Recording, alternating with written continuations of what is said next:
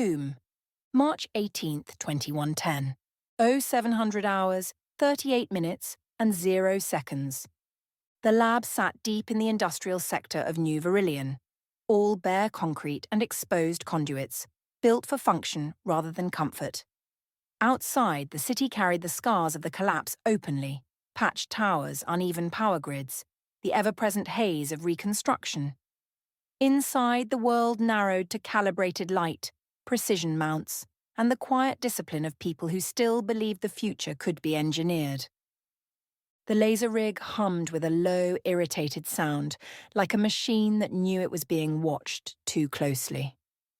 "Quarter-inch torque," Neil said, his voice muffled from somewhere inside the scaffold of metal and fibre lines. "Not the magnetic one." She glanced down at the tray of tools, selected the correct wrench, and placed it in his waiting hand without comment. Neil shifted, the rig clanking softly as he adjusted his position. "So," he said casually, "how'd the defence go?" She hesitated just long enough to be honest. "I passed." "That's not an answer," he protested. "It is if you've ever been on the other side of a panel," she said. "They didn't eat me alive. That's a win." He reached out again. "Micro spanner." She handed it over. "They tried, though." "I'm shocked," he lied.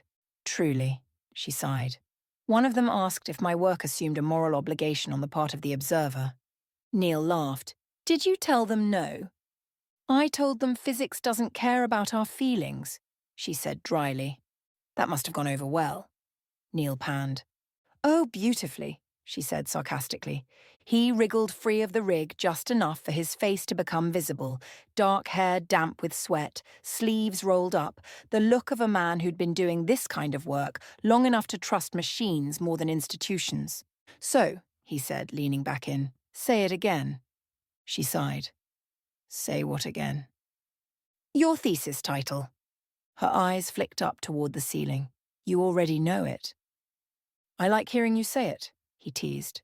She rolled her eyes and rattled it off in one breath. "Observer-dependent causality in nonlinear time." Neil whistled softly. "Catchy." "I don't write for marketing," she confessed. "No," he agreed. "That's very clear." The laser pulsed, a thin line of controlled violence cutting cleanly through the air. She watched the crystal housing, arms folded now, thoughts drifting. "Sometimes I wonder," she said quietly, "what the world would have been like if we'd stopped it." Neil grunted as he wrestled with a stubborn fastener. "Stopped what?" "The collapse. If we'd caught it early, if someone had pulled the plug before everything spiraled." "Well," he said, "if we ever cracked time travel, we could always go back and unplug the computers before they wrecked everything." She shook her head immediately. "That wouldn't work." "Sure it would," he argued. "No." There was no patience in her voice now. "You can only go back as far as the first machine. Causality still matters. You don't get access to a past you haven't earned." Neil paused, then chuckled. "Remind me not to argue with you before coffee." "Remind yourself not to argue sloppily," she scolded. "Tool." Neil refocused on his work. She handed it over. A second later, the wrench slipped. "Shit!" he yelped in pain. Metal rang sharply. Neil jerked back, hissing, clutching his hand. A thin line of red bloomed across his knuckles. "Hold still," she said, already moving. She crossed the lab, grabbed the first aid kit, and returned as he sat on the edge of the platform, scowling. Not at the blood, but at the rig. "It took me 6 hours to align that stupid crystal," he muttered. "If it's off..." "We'll fix it," she said. "Give me your hand." He extended his arm out to her so she could take his hand under her care. She cleaned the cut carefully, methodically, fingers steady. Alcohol pad, pressure, bandage. She put just a little bit of pressure over the area that had split. "Does that hurt?" she asked. He didn't answer right away. He was watching her face. "No," he said finally, quietly. "That feels just fine." She tied the bandage, then gave his hand a brief squeeze. "You're going to live." "Tragic," he replied. She smiled despite herself. A moment passed, comfortable and unhurried. Do you remember much? Neil asked. From before the collapse? She thought about it. Not really, I was too young, just flashes, half dreams, things that don't connect. I remember, he said. It wasn't perfect, but it was easier. People didn't live like everything was borrowed time. He exhaled. It used to be a beautiful world. The hum of the laser filled the space where neither of them spoke.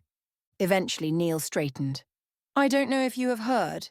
There's a new lab starting up. Her attention snapped back to him. What kind of lab? He hesitated. I can't say much.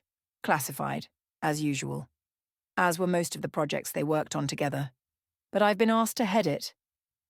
That's exciting, she said. I want you there, he said simply. She studied him. What can you tell me about it?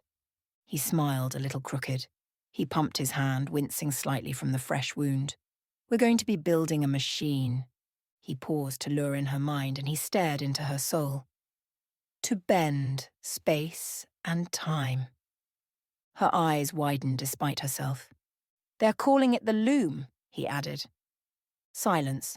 Then he said, So, interest you at all, Judith? She tilted her head, lips curling just slightly. Careful, she said. Then she smiled fully. It's Dr. Hawking now.